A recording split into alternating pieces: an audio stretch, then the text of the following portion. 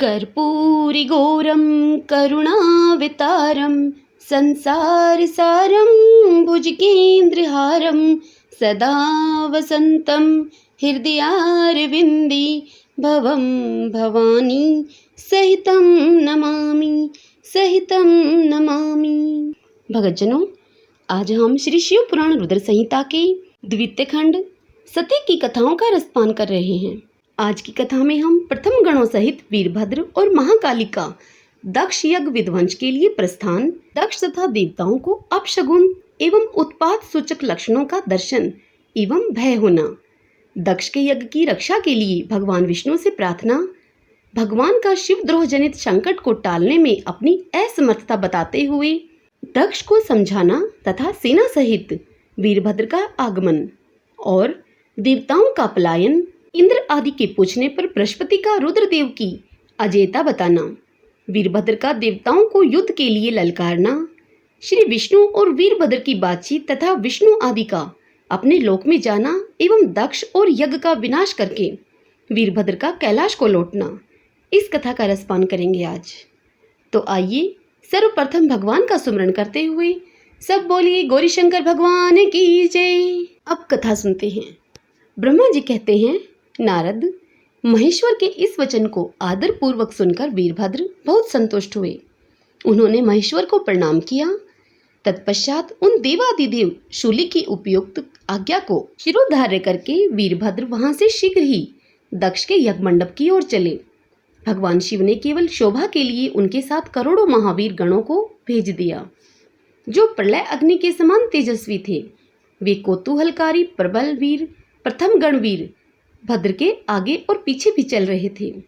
काल के भी काल भगवान रुद्र के वीरभद्र सहित जो लाखों पार्षद गण थे, उन सबका स्वरूप रुद्र के ही समान था।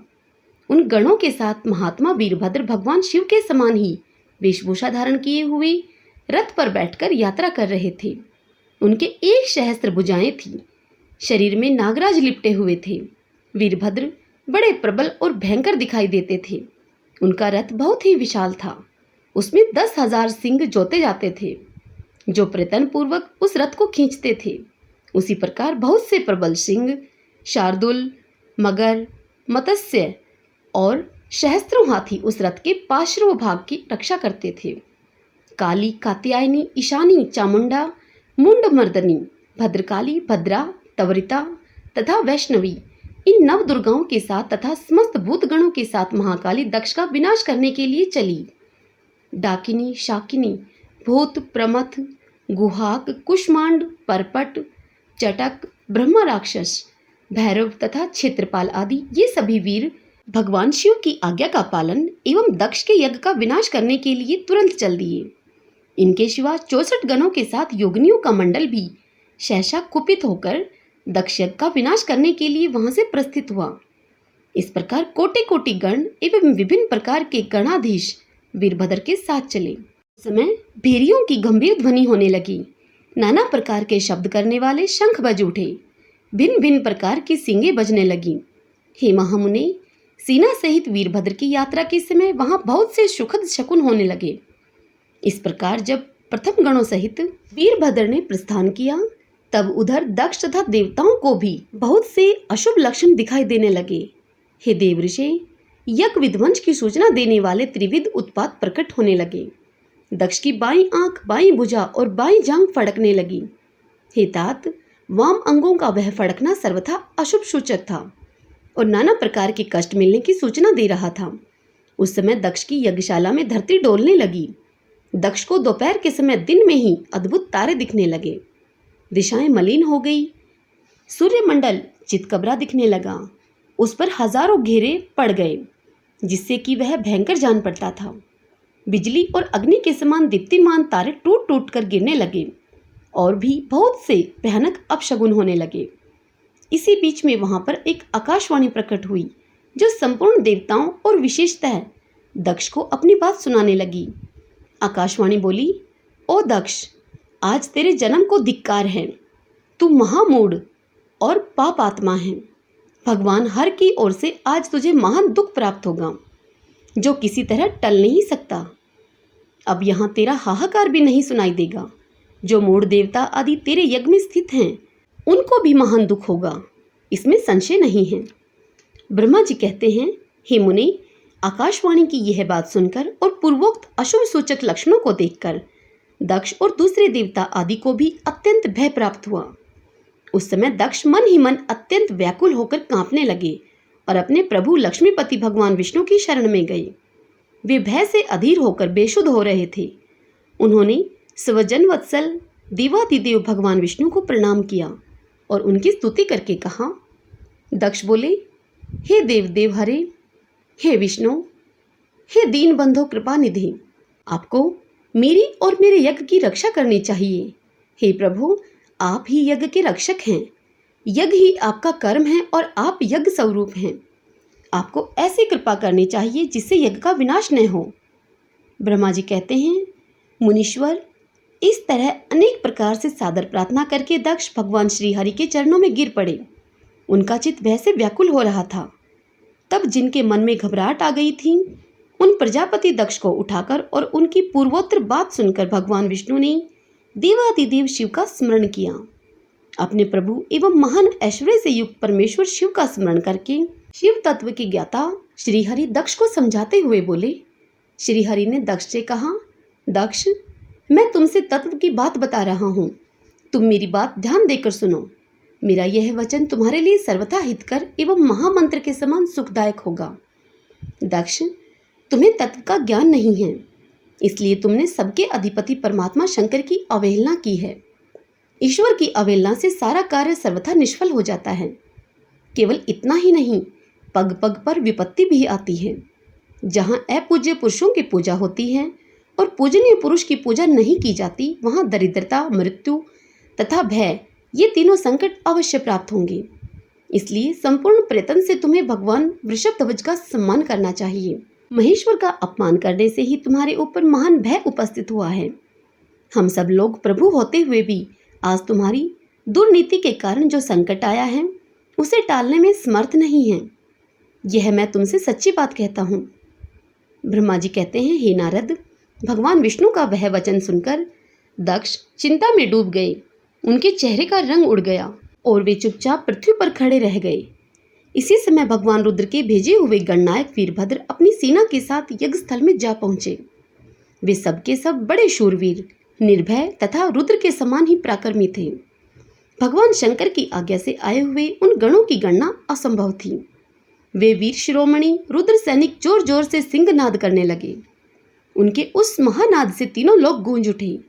आकाश धूल से ढक गया और दिशाएं अंधकार से आवृत हो गई। सातों द्वीपों से युक्त पृथ्वी अत्यंत भय से व्याकुल होकर पर्वत, वन और काननों सहित कांपने लगी तथा संपूर्ण समुद्रों में ज्वार आ गया। इस प्रकार समस्त लोगों का विनाश करने में समर्थ उस विशाल सेना को देखकर समस्त देवता आदि चकित हो गए। सेना के उद्योग को देखकर दक्ष के मुंह से खून निकल आया। वे अपनी स्त्री को साथ लेकर भगवान विष्णु के चरणों में दंड की भांति गिर पड़े और उनसे इस प्रकार बोले। दक्ष ने कहा, हे विष्णु, हे महाप्रभु, आपके बल से ही मैंने इस महान यज्ञ का आरंभ किया है। सत्कर्म की सिद्धि के लिए आप ही प्रमाण माने गए हैं। हे विष्णु, आप कर्मों के साक्षी और यज्ञों के प्रतिपालक हैं। हे महाप्रभु, आप वेदोक्त धर्म और ब्रह्मा जी के रक्षक हैं। अतः प्रभु, आपको मेरे इस यज्ञ की रक्षा करनी चाहिए, क्योंकि आप सबके प्रभु हैं। ब्रह्मा जी कहते हैं, दक्ष की अत्यंत दीनतापूर्ण बात सुनकर भगवान विष्णु उस समय शिव तत्व से विमुख हुए दक्ष को समझाने के लिए इस प्रकार बोले। श्री विष्णु ने कहा, दक्ष, इसमें संदेह नहीं कि मुझे तुम्हारे यज्ञ की रक्षा करनी चाहिए, क्योंकि धर्म परिपालन विषयक जो मेरी सत्य प्रतिज्ञा है वह सर्वत्र विख्यात है। परंतु दक्ष, मैं जो कुछ कहता हूँ उसे तुम सुनो। इस समय अपनी क्रूरतापूर्ण बुद्धि को त्याग दो। देवताओं के क्षेत्र नैमिषारण्य में जो अद्भुत घटना घटित हुई थी, उसका तुम्हें स्मरण नहीं हो रहा है। क्या तुम अपनी कुबुद्धि के कारण उसे भूल गए हो? यहाँ कौन भगवान रुद्र के कोप से तुम्हारी रक्षा करने में समर्थ है भला? दक्ष, तुम्हारी रक्षा किसको अभिमत नहीं है, परंतु जो तुम्हारी रक्षा करने को उद्यत होता है वह अपनी दुर्बुद्धि का ही परिचय देता है। हे दुर्मते, क्या कर्म है और क्या अकर्म, इसे तुम नहीं समझ पा रहे हो। केवल कर्म ही कभी कुछ करने में समर्थ नहीं हो सकता। जिसके सहयोग से कर्म में कुछ करने की सामर्थ्य आती है, उसी को तुम स्वकर्म समझो।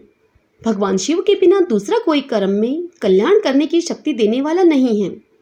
जो शांत हो, ईश्वर में मन लगाकर उनकी भक्ति पूर्वक कार्य करता हो, उसी को भगवान शिव तत्काल उस कर्म का फल देते हैं।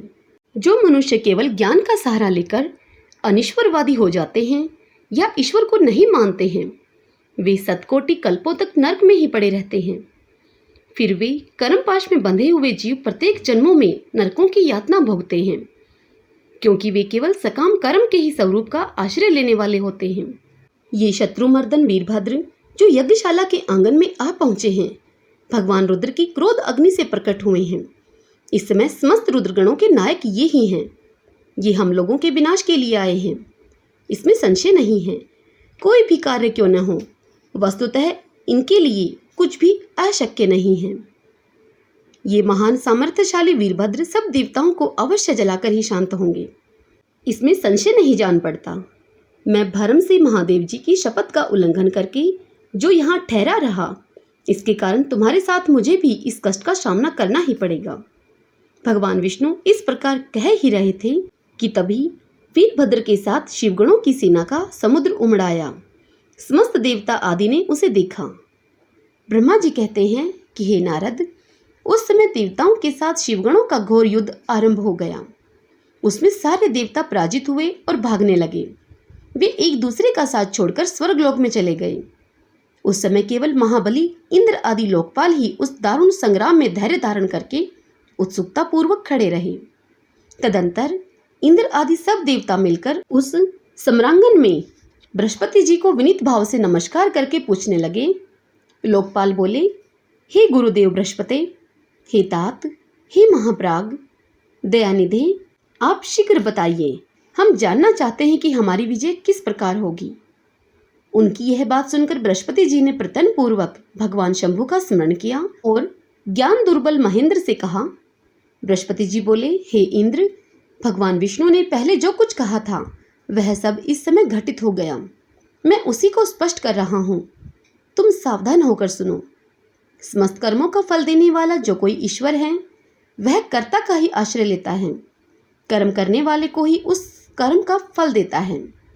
जो कर्म करता ही नहीं, उसको फल देने में वह भी समर्थ नहीं है। अर्थात जो ईश्वर को जानकर उसका आश्रय लेकर सत्कर्म करता है, उसी को उस कर्म का फल मिलता है। ईश्वर द्रोही को फल नहीं मिलता।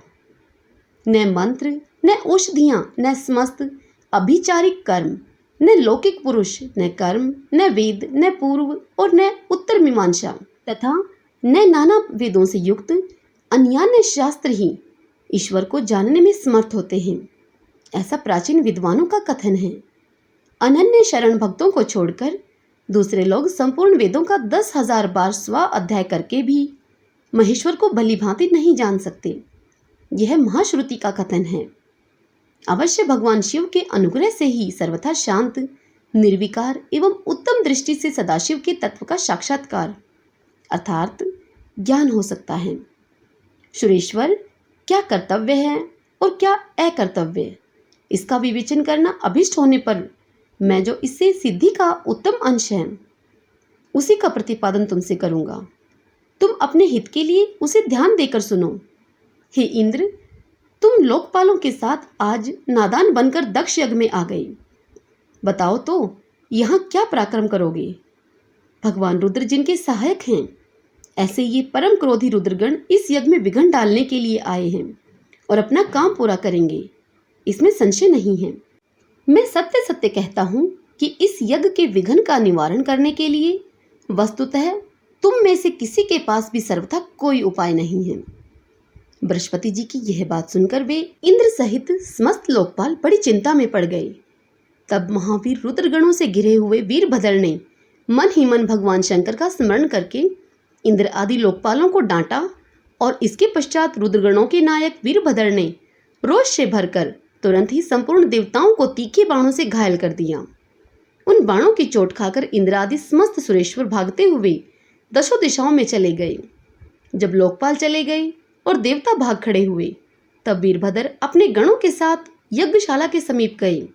उस समय वहां विद्यमान समस्त ऋषि अत्यंत भयभीत होकर परमेश्वर श्री हरि से रक्षा की प्रार्थना करने के लिए सहसा नतमस्तक होकर शीघ्र बोले, हे देवदेव, हे रमानाथ सर्वेश्वर, हे महाप्रभु, आप दक्ष के यज्ञ की रक्षा कीजिए। आप ही यज्ञ हैं, इसमें संशय नहीं है। यज्ञ आपका कर्म, रूप और अंग है। आप यज्ञ के रक्षक हैं, अतः दक्ष यज्ञ की रक्षा कीजिए। आपके सिवा दूसरा कोई इसका रक्षक नहीं है। ब्रह्मा जी कहते हैं कि नारद, ऋषियों का यह वचन सुनकर मेरे सहित भगवान विष्णु वीरभद्र के साथ युद्ध करने की इच्छा से चले। श्रीहरि को युद्ध के लिए उद्यत देखकर शत्रुमर्दन वीरभद्र, जो वीर प्रथम गणों से घिरे हुए थे, कड़े शब्दों में भगवान विष्णु को डांटने लगे। ब्रह्मा जी कहते हैं, नारद, वीरभद्र की यह बात सुनकर बुद्धिमान देवेश्वर विष्णु वहां प्रसन्नतापूर्वक हंसते हुए बोले। श्री विष्णु ने कहा, वीरभद्र, आज तुम्हारे सामने मैं जो कुछ कहता हूँ उसे सुनो। मैं भगवान शंकर का सेवक हूँ। तुम मुझे रुद्रदेव से विमुख न कहो। दक्ष अज्ञानी है, कर्म कांड में ही इसकी निष्ठा है। इसने मूढ़तावश पहले मुझे बारंबार अपने यज्ञ में चलने के लिए प्रार्थना की थी। मैं भक्त के अधीन ठहरा, इसलिए मैं चला आया। भगवान महेश्वर भी भक्त के अधीन रहते हैं। तात, दक्ष मेरा भक्त है, इसलिए मुझे यहाँ आना पड़ा। रुद्र के क्रोध से उत्पन्न हुए वीर, तुम रुद्र तेज स्वरूप हो, उत्तम प्रताप के आश्रय हो। मेरी प्रतिज्ञा सुनो। मैं तुम्हें आगे बढ़ने से रोकता हूँ और तुम मुझे रोको। परिणाम वही होगा जो होने वाला होगा। मैं पराक्रम करूँगा। ब्रह्मा जी कहते हैं कि नारद, भगवान विष्णु के ऐसा कहने पर महाभाव वीरभद्र हंसकर बोला, आप मेरे प्रभु के प्रिय भगत हैं। यह जानकर मुझे बड़ी प्रसन्नता हुई है। इतना कहकर गणनायक वीरभद्र हंस पड़ा और विनय से नतमस्तक होकर बड़ी प्रसन्नता के साथ श्री विष्णुदेव से कहने लगा। वीरभद्र ने कहा, हे महाप्रभु, मैंने आपके भाव की परीक्षा के लिए कड़ी बातें कही थी। इस समय यथार्थ बात कहता हूँ आपसे, सावधान होकर आप सुनिए। हे हरे, जैसे शिव हैं वैसे आप हैं, जैसे आप हैं वैसे शिव हैं, ऐसा वेद कहते हैं और वेदों का यह कथन शिव की आज्ञा के अनुसार ही है। हे रमानाथ, भगवान शिव की आज्ञा से हम सब लोग उनके सेवक ही हैं। तथापि मैंने जो बात कही है वह इस वाद विवाद के अवसर के अनुरूप ही है। आप मेरी हर बात को आपके प्रति आदर के भाव से ही कही गई समझिए। ब्रह्मा जी कहते हैं, वीरभद्र का यह वचन सुनकर भगवान श्री हरि हंस पड़े और उसके लिए हितकर वचन बोले। श्री विष्णु ने कहा, हे महावीर, तुम मेरे साथ निःशंक होकर युद्ध करो। तुम्हारे अस्त्रों से शरीर के भर जाने पर ही मैं अपने आश्रम को जाऊंगा। ब्रह्मा जी कहते हैं, ऐसा कहकर भगवान विष्णु चुप हो गए और युद्ध के लिए कमर कसकर डट गए। महाबली वीरभद्र भी अपने गणों के साथ युद्ध के लिए तैयार हो गए। हे नारद, तदंतर भगवान विष्णु और वीरभद्र में घोर युद्ध हुआ। अंत में वीरभद्र ने भगवान विष्णु के चक्र को स्तंभित कर दिया तथा शारंग धनुष के 3 टुकड़े कर डाले। तब मेरे द्वारा एवं सरस्वती के द्वारा बोधित हुए श्री विष्णु ने उस महान गणनायक वीरभद्र को ऐसा तेज से संपन्न जानकर वहां से अंतर्ध्यान होने का विचार किया। दूसरे देवता भी यह जान गए कि सती के प्रति जो अन्याय हुआ है उसी का यह सब भावी परिणाम है। दूसरों के लिए इस संकट का सामना करना अत्यंत कठिन है। यह जानकर वे सब देवता अपने सेवकों के साथ स्वतंत्र सर्वेश्वर शिव का स्मरण करके अपने अपने लोक को चले गए। मैं भी पुत्र के दुख से पीड़ित होकर सत्यलोक में चला आया और अत्यंत दुख से आतुर होकर सोचने लगा कि अब मुझे क्या करना चाहिए। मेरे तथा श्री विष्णु के चले जाने पर मुनियों सहित समस्त यज्ञ के आधार रहने वाले देवता शिवगणों के द्वारा पराजित होकर भाग गए।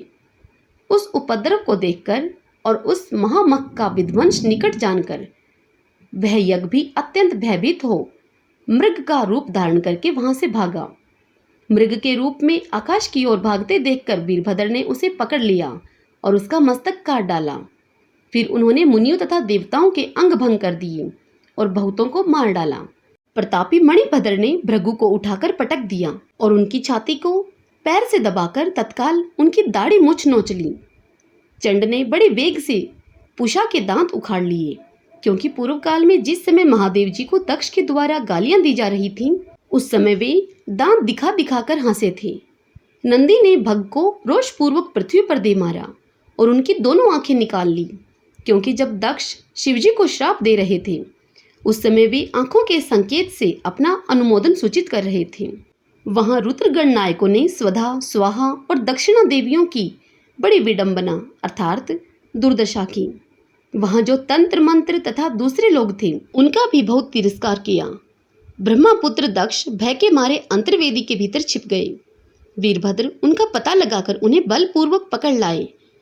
फिर उनके दोनों गाल पकड़कर उन्होंने उनके मस्तक पर तलवार से आघात किया, परंतु योग के प्रभाव से दक्ष का सिर अभेद हो गया था, इसलिए कट नहीं सका। जब वीरभद्र को यह ज्ञात हुआ कि संपूर्ण अस्त्र शस्त्रों से इनके मस्तक का भेदन नहीं हो सकता, तब उन्होंने दक्ष की छाती पर पैर रखकर उसे दबाया और दोनों हाथों से गर्दन मरोड़कर तोड़ डाली। फिर शिवद्रोही दुष्ट दक्ष के उस सिर को गणनायक वीरभद्र ने अग्निकुंड में डाल दिया। तदंतर जैसे सूर्य घोर अंधकार राशि का नाश करके उद्याचल पर आरूढ़ होते हैं, उसी प्रकार वीरभद्र दक्ष और उनके यज्ञ का विध्वंस करके कृतकार्य होकर तुरंत ही वहां से उत्तम कैलाश पर्वत को चले गए। वीरभद्र को काम पूरा करके आया देखकर परमेश्वर शिव मन ही मन बहुत संतुष्ट हुए और उन्होंने उन्हें वीर परमत गणों का अध्यक्ष बना दिया। हरिओम तत्सत। भक्तजनों, यह कथा यहीं संपूर्ण होती है। इससे आगे की कथा कल हम अगले अध्याय में सुनेंगे। कल के अध्याय में हम श्री विष्णु की पराजय में दधीचि मुनि के शाप को कारण बताते हुए दधीचि और अक्षुभ के विवाद का इतिहास सुनेंगे। भक्तजनों, मेरे द्वारा यह प्रयास, यह व्रत कथा सुनाना आपको पसंद आया हो तो वीडियो को लाइक करें, खूब शेयर करें और कमेंट बॉक्स में ओम नमः शिवाय लिखें। सब बोलिए गौरी शंकर भगवान की जय।